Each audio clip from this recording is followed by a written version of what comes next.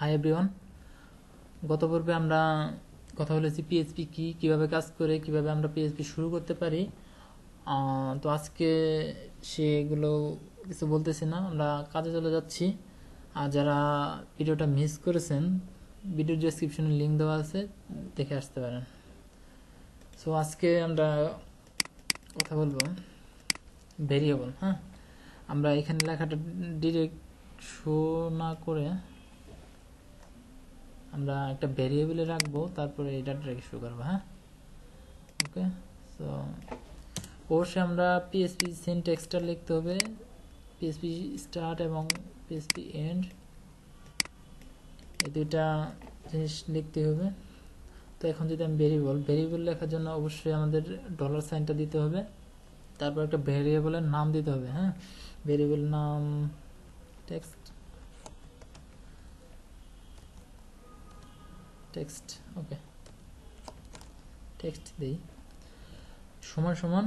তারপর আমরা ভেরিয়েবলের ভিতরে কি রাখতে চাচ্ছি, আমরা যদি এখানে কোনো স্ট্রিং রাখতে চাই, স্ট্রিং কি, স্ট্রিং আমি গত ভিডিওতে বলছি যে স্ট্রিং হচ্ছে কোনো ওয়ার্ড, লেটার। হ্যাঁ,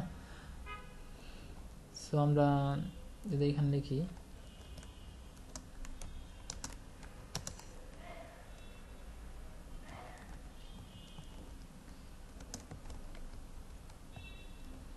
ওকে, অবশ্যই লাস্টে একটা সেমিকোলন দিতে হবে।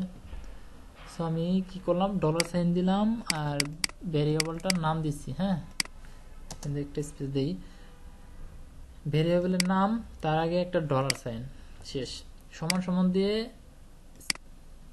কোটেশনের ভিতরে আমরা স্ট্রিংটা লিখতেছি, তারপর একটা সেমিকোলন দিচ্ছি। হ্যাঁ, এখন যদি আমরা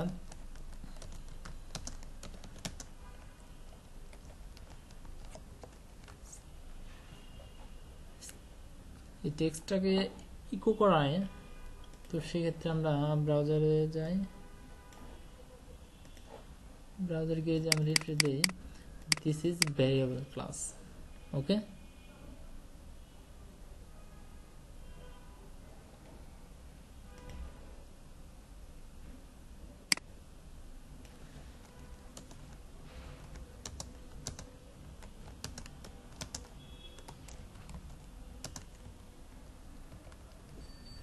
যেটাই লিখবো সেটাই শো করবে। হ্যাঁ,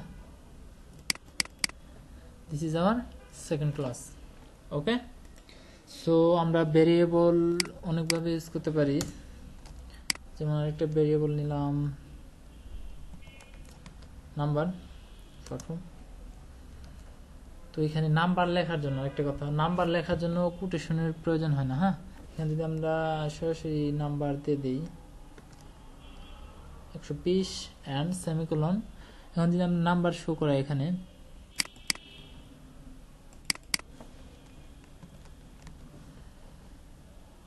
রিফ্রেশ 120। হ্যাঁ, সো আমরা যদি চাই যে না, দুইটাই শো করবি, নাম্বার এবং টেক্সট, ডট দিলাম, ডলার সাইন, সেটা টেক্সট। ওকে, তো এখন যদি আমরা রিফ্রেশ করি, চলে আসছে কিন্তু। হ্যাঁ, সো আমরা চাচ্ছি যে এটা নাম্বারের আগে একটা লেখা আসবে, টেক্সটের আগে একটা লেখা আসবে, আমরা অ্যাড করতে চাচ্ছি একটা লেখা কাস্টম। হ্যাঁ, সো অবশ্যই ডট হবে।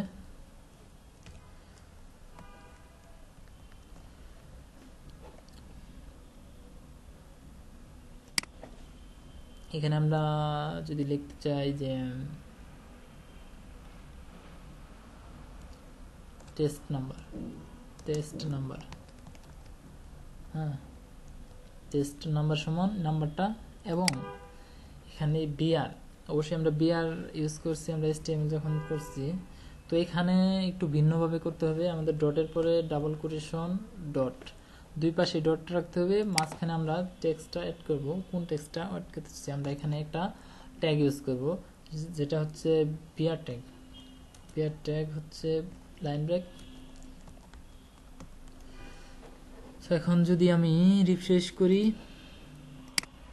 চলে আসছে টেস্ট নাম্বার সমান 120 নিচে চলে আসছে this is our second class.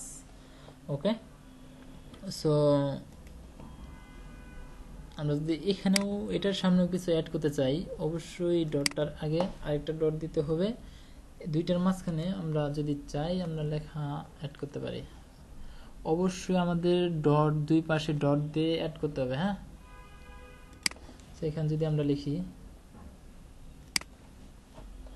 Sorry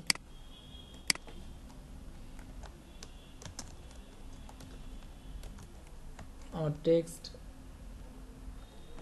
text সমান এত। ওকে, টেক্সট নাম্বার 120 আর টেক্সট সমান this is our second class. Okay, clear variable সম্পর্কে? অবশ্যই আমরা যদি ইকো না করাই, ওকে, আমরা যদি ইকো না করাই এখানে যদি আমরা ভেরিয়েবল রেখে দিই বা এটা সরাসরি ভেরিয়েবল না দিয়ে আমরা যদি এইভাবে রাখি, সেটা কিন্তু আর শো হবে না। হ্যাঁ, এটা কিন্তু থাকবে, ওই পেজে থাকবে, কিন্তু এটা শো হবে না। হ্যাঁ, অবশ্যই আমরা যেটাকে আমরা শো করাতে চাই ইকো করাতে হবে। হ্যাঁ, আরেকভাবে শো করানো যায়, তবে ইকোটাই বেশি ইউজ করা হয়। সো আমরা যেটা ইউজ করি না কেন, আমাদের উদ্দেশ্য হচ্ছে ডাটা শো করানো। তো আমরা ইকো ইউজ করতেছি, এক্ষেত্রে আমরা যেটা শো করাবো সেই ভেরিয়েবলটার নাম, এবং ডিরেক্ট যদি আমরা কোনো টেক্সট শো করাতে চাই অবশ্যই সেটা ডাবল কোটেশন দিয়ে তার ভিতরে টেক্সট লিখতে হবে।